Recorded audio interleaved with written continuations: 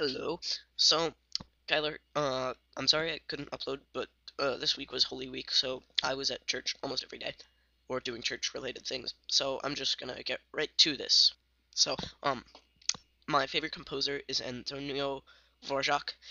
I think he was Russian, maybe he's French. I don't really know where he was from, but he was a lot like John Williams, only he came a lot longer before John Williams, and he could name a piece and it would be perfectly in sync with what the piece was about. Like each piece that he wrote would be telling a story, whether it was a battle or a love scene, and you could tell what kind of scene it was just by music.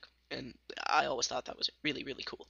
But something that I would like to be remembered for is changing the internet in some way, because it is a great form of connecting with other human beings, but people abuse it all the time, which really sucks because you could have a community like the Bronies or Nerdfighteria where all we want to do is lift each other up and all we want to do is share with each other. But most people on the internet just tear each other down, and I want to change that, and that's why I'm happy we're doing this channel. I want to do a tribute to when the Vlogbrothers were doing Brotherhood 2.0, and I want to make people aware of the good and the bad things in this world. I mean, they still do that, but not in the way that I think they did with Brotherhood 2.0, and I kind of want to try to recreate that. But also, you know what I'll mean when I say that looking to the future is a kind of nostalgia, and I don't want to feel nostalgic. So what I'm saying is I'm actually going to do this, and you're going to do it with me. We're not just going to talk about it. We're not just going to want to do it. We are doing it. We're trying hard. Now I'm going to talk about my topic since I didn't get to upload the other day, and it's Wednesday now. Sorry.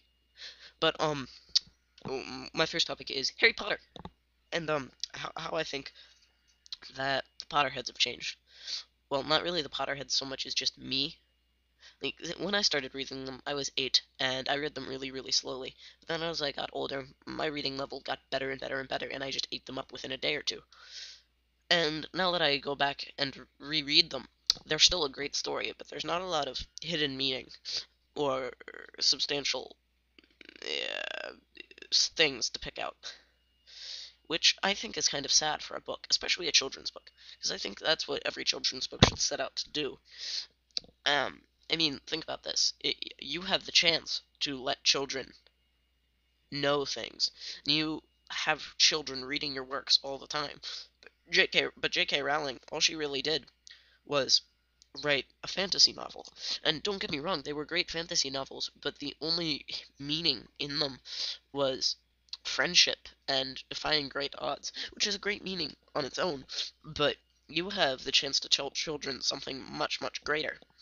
I mean, like, now that I'm older, I'm reading things that are teens literature, and have been for years. Fahrenheit 451, Lord of the Flies, Charles Dickens. Things like, well, Charles Dickens novels really aren't young adult novels, but a lot of it is an assignment to read his stuff in high schools now, so I consider him young adult fiction. But people take for granted the kind of messages that are in there: political, religious, scientific, frankly, just meaning of life scenarios. And I want to see more of that in fiction, and I want to know your thoughts on that.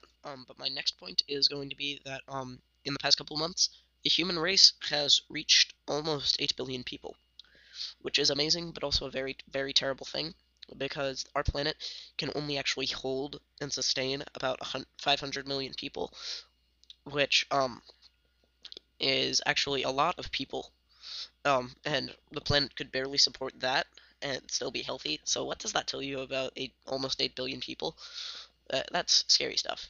So, unfortunately, while our planet will still probably be here for billions of years, I imagine that the human race will probably destroy itself within the next 1,000 or so, if not earlier.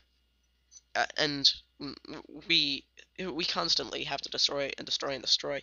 Like, we do all this cool stuff, but we never actually go to try to stop the bad things from happening. We only try to defend ourselves from them. We don't actually try to make a difference. And I think that is our hamartia, or fatal flaw.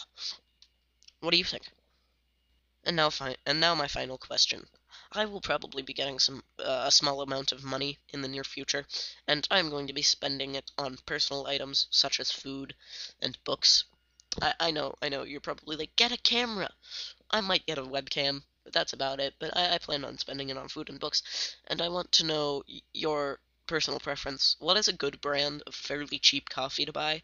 Because my parents buy Maxwell House, and I absolutely hate it. It tastes burnt to me, like it's over roasted, it's acidic, and I don't like it. DFTB, Kyler.